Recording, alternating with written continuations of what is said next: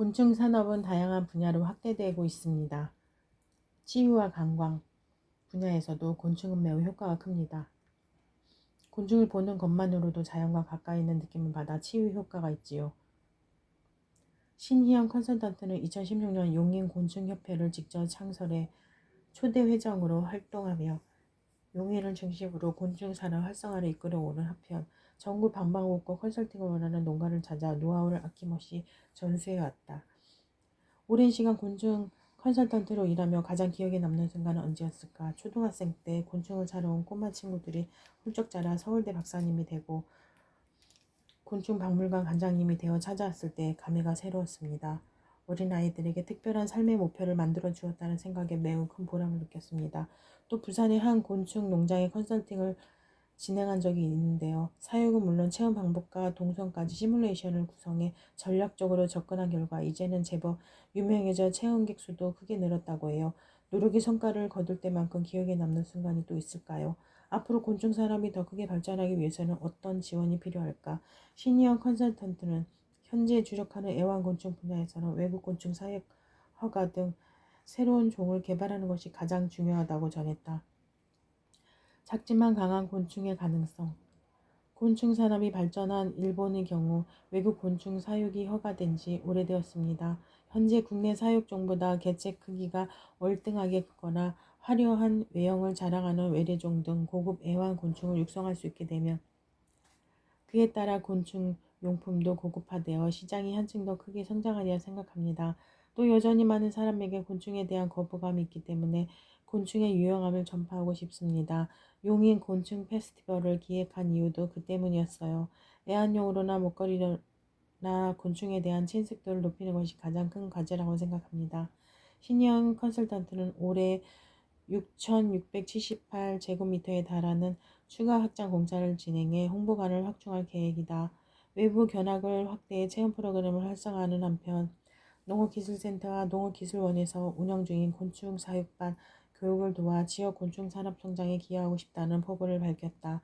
또 용인에서 세계적인 곤충 엑스포를 개최함으로써 가족 단위 관광객을 이끌어 6차 산업 매개체로 활용하고 싶다는 장기적인 계획도 전했다. 작지만 강한 곤충의 가능성이 어떤 미래를 만들지 기대된다.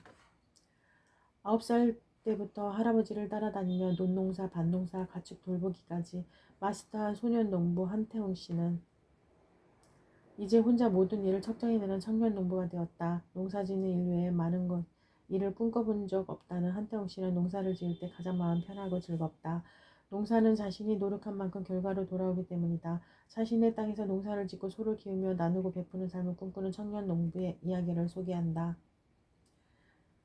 청년 농부 쌀기부 13년 경력 20대 청년 농부 한태웅 농부 말고 다른 꿈을 꿔본 적도 없는 한태웅 씨 13년 경력 20대의 청년의 농사 일기를 소개합니다.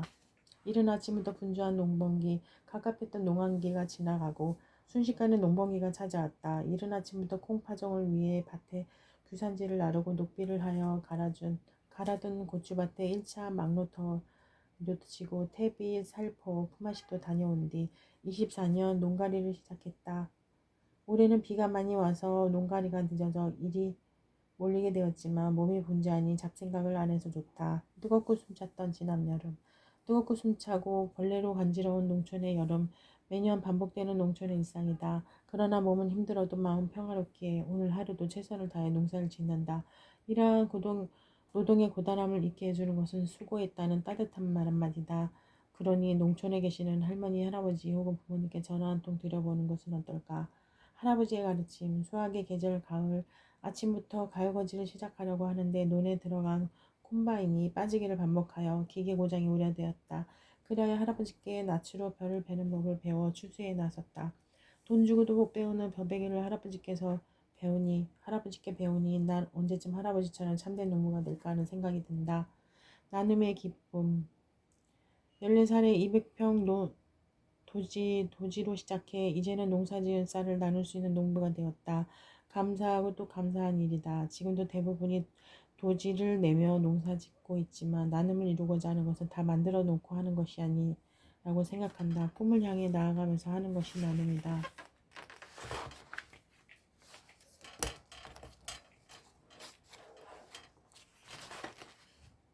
응축된 한국인의 밥상.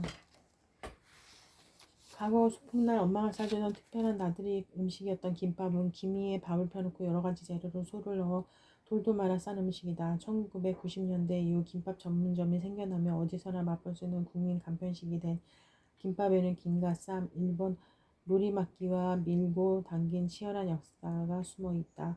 김밥 한 줄에 담긴 한국인의 응축된 밥상을 돌아본다. 남녀노소 어느 누가 혜택을 먹지 아니할까만 특히 학동들의 식탁에서의 행사를 유의하여 보면 제일 먼저 혜태의 젓가락이 간다. 전남 주민들은 혜태를 속칭 밥도둑, 식도적이라고 부른다.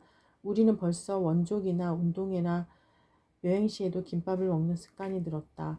여행도 등산도 나들이도 한창이다.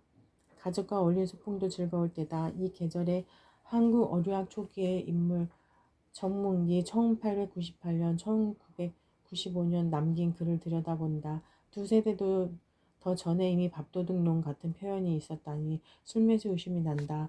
그 한자 식도적은 무시무시한 표현인지라 더욱 재미나다. 적은 살인 강도까지 아우르는 글자이다.